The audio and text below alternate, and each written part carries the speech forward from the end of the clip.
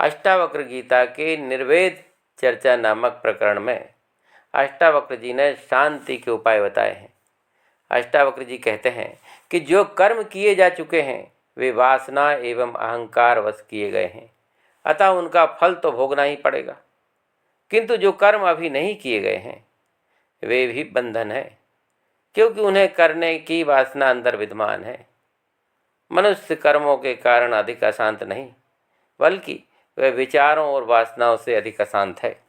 संसार के प्रति उदासीन होकर त्यागपरायण और आवृत्ति होना ही शांति प्राप्त करने का एकमात्र उपाय है।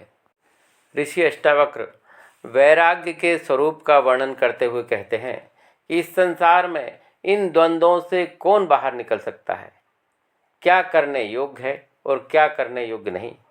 इनसे सर्वथा निवृत्ति पाना असंभव है।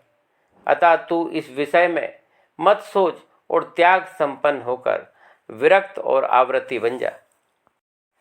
ऋषि अष्टावक्र कहते हैं, हे शिष्य, इस संसार में शायद ही ऐसा कोई व्यक्ति हो जिसके मन में दीर्घ जीवन जीने की, सांसारिक भोग भोगने की, सब कुछ देखने जानने की स्वाभाविक प्रवृत्ति ना हो। इनसे सर्वथा निवृत्ति पाने वाला मुक्त वैराग्यवान कोई विरला ही होता है। लाखों में कोई एक ही वैराग्यवान जीवन मुक्त कहा जाता है। सद्गुरु कहते हैं, हे राजन, आत्मज्ञानी से अधिक विवेकशील कोई नहीं। वह जानता है कि यह विश्व अनित्य है, त्रितापों से दूषित है, यह निस्सार, निंदित और घृणा के योग्य है।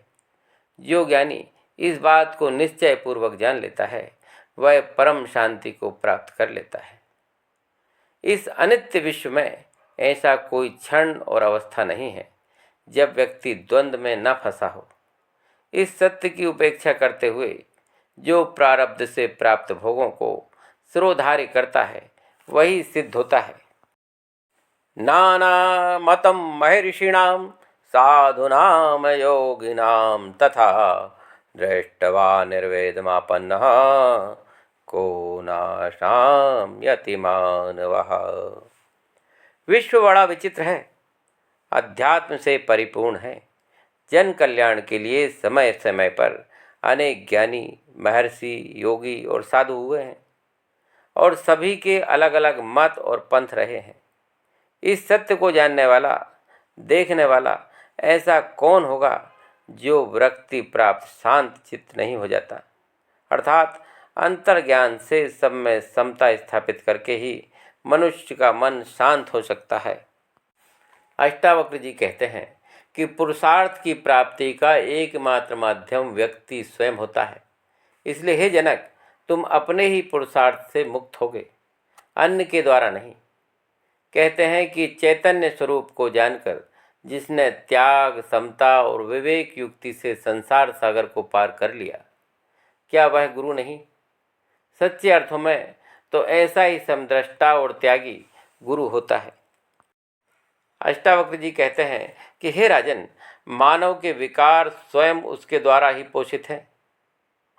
इनका विशुद्ध निरंजन आत्मा से कोई भी संबंध नहीं।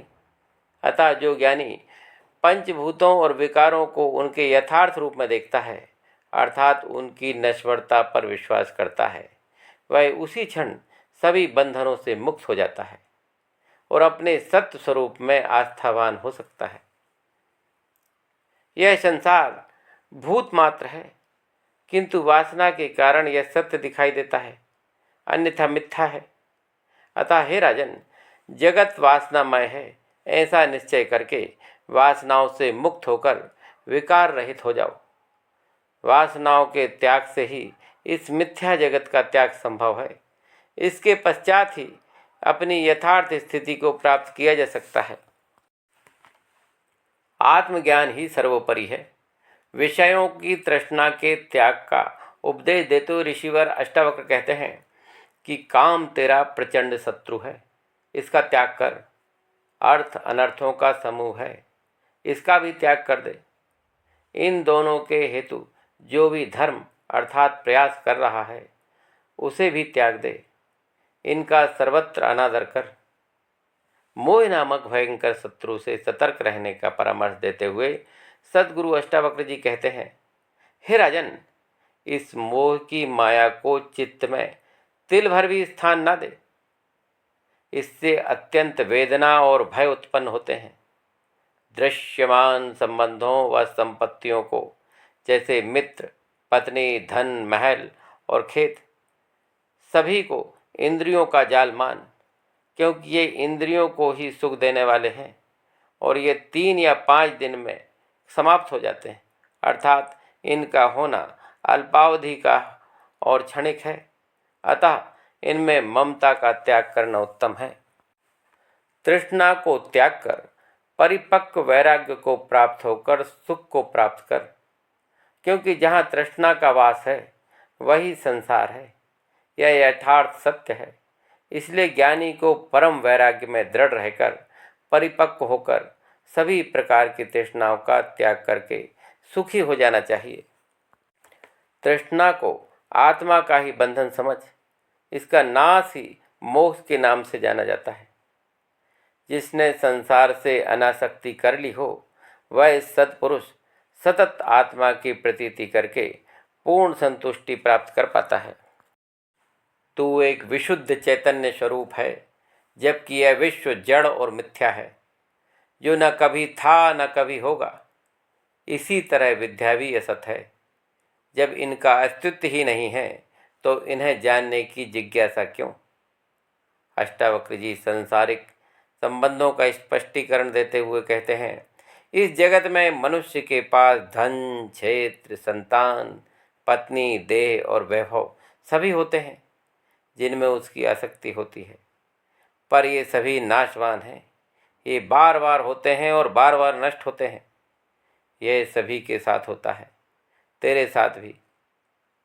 सदगुरु कहते हैं, जब व्यक्ति को शांति नहीं मिलती तो उसके इतने उद्यमों प्रयासों का अर्थ क्या है। अतः धन शक्ति से, कामनाओं से, शुभ कर्मों से अब और नहीं जैसा अनुभव होते हुए भी चित्त स्थिर नहीं रहता।